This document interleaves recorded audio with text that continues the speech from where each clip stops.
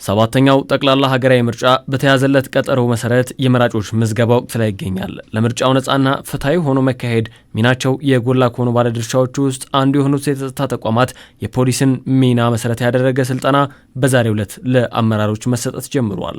ስልጠናው በምርጫ ቦርድ አጋር አካላትና የኢትዮጵያ ፖሊስ ዩኒቨርሲቲ አዘጋጅነት የሚሰጥ ነው። በኢትዮጵያ ፖሊስ ዩኒቨርሲቲና በምርጫ ቦርድ አማካይነት ኦርጋናይዝ የተደረገ ነው።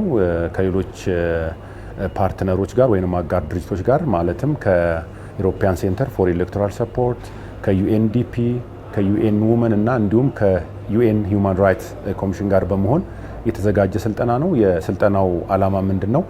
ያው እንደሚታወቀው ሀገራችን ኢትዮጵያ ሰባተኛውን ጠቅላላ ምርጫ በቅርብ ታካሂዳለች።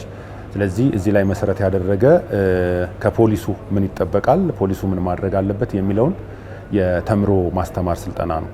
ይህ ስልጠና ለ5 ቀናት የሚቆይ ሲሆን አባላቱ በቅድመ ምርጫ በምርጫና ድህረ ምርጫ ወቅት የሚጠበቅባቸውን መረዳት እንዲችሉ የሚያግዝ ነው። የቅድመ ምርጫ አለ፣ በዛ የምርጫ ወቅት አለ፣ ድህረ ምርጫ አለ። በምርጫ ደግሞ የተለያዩ አክተሮች አሉ፣ አስፈጻሚዎች አሉ። ከዛ ደግሞ መራጮች፣ ዜጋው ደግሞ አለ፣ የመምረጥ መብት ያለው ዜጋ አለ። ተወዳዳሪዎች ደግሞ አሉ፣ በግለሰብ ፖለቲካ ፓርቲዎች ደግሞ አሉ።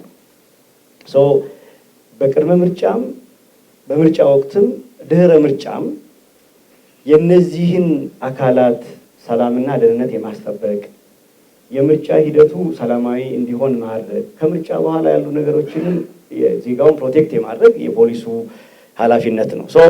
እነዚህ 3 ፌዞች ላይ እና እነዚህ አክተሮች ላይ እነዚህ 4 ሴቶቻችን እነዛን ግንዛቤ ውስጥ ከቶ መንቀሳቀስ ያስፈልጋል። ስንሰለጥንም እነዛን እያሰብን ነው። ፖሊስ ከማንኛውም ፓርቲ ነፃ ከመሆንም በላይ የህብረተሰብን ሁለንተናዊ ደህንነት ማረጋገጥ ላይ ትኩረት ሰጥቶ እየሰራ ነው። ይህ ስልጠና ደግሞ ሀገር አቀፍ ብቻ ሳይሆን ዓለም አቀፍ ተሞክሮዎችንም ጭምር በመቀመር ፍትሐዊ አገልግሎት ለህብረተሰቡ ለመስጠት ያለመ ነው። ከማንኛውም የፖለቲካ ፓርቲ ነፃና ገለልተኛ የሆነ ለህገ መንግስቱና ለህጉ የቆመ ያንን የህብረተሰቡን ደህንነት ሰላም የሚያረጋግጥ ክፍል ነው። በዚህ ላይም የኢትዮጵያ ፌዴራል ፖሊስ አበክሮ እየሰራ ነው ያለው። እንግዲህ በዚህ በምርጫ ላይም ስልጠናው የሚያተኩርበት ዋናውና ትልቁ ነገር ፖሊስ በምርጫው በሚካሄድበት ጊዜ እንዴት ገለልተኛ ሆኖ ሰርቪሱን ደሊቨር ማድረግ ይችላል የሚለው ላይ ፎከስ ያደረገ ነው።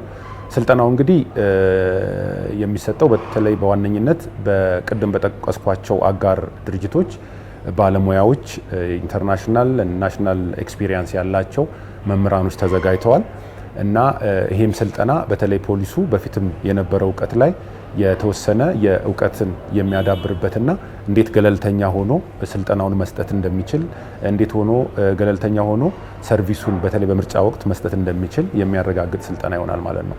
በዚህ ስልጠና ላይ ከሁሉም ክልሎችና ከተማ አስተዳደሮች የተውጣጡ አመራሮች የተገኙ ሲሆን ቀጣይም የዛሬ ሰልጣኞች እስከ ታችኛው መዋቅር እንደሚያደርሱ ይጠበቃል። ይህም ሰባተኛውን ጠቅላላ ምርጫ በስኬት ለማጠናቀቅ የሚያግዝ ውጤት ይኖረዋል።